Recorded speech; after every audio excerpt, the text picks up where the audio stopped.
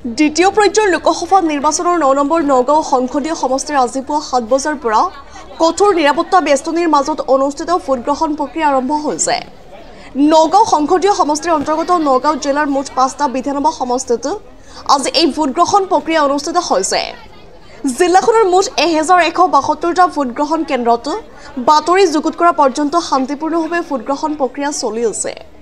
ভোটগ্ৰহণ কেন্দ্ৰসমূহত পুৱাৰে পৰা ভোটাৰসকলে দীঘলীয়া শাৰী পাতি নিজৰ নিজৰ ভোটাধিকাৰ সাব্যস্ত কৰা হৈছে। নগাঁৱৰ পৰা বিভূতি বৰাৰ ৰিপৰ্ট ইছা 24x7।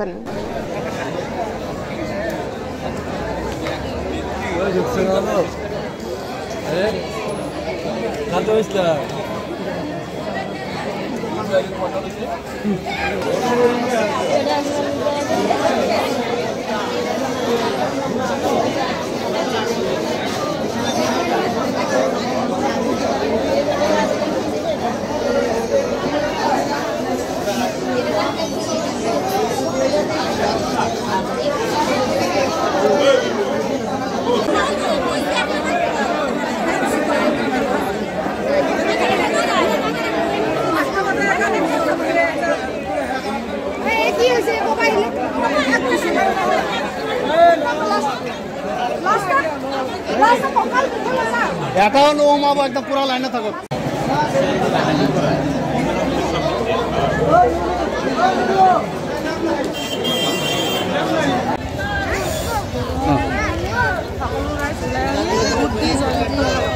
বহুত আনন্দ লাগিলে ভোট দি পেলাই আপোনালোকো আহক, আহি পেলাই ভোটটো ভাল মতনে দিয়ে। তোমালোকে আগত ভোট দিছানে?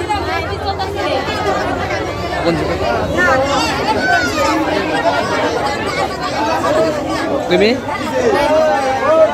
এবাৰ প্ৰথম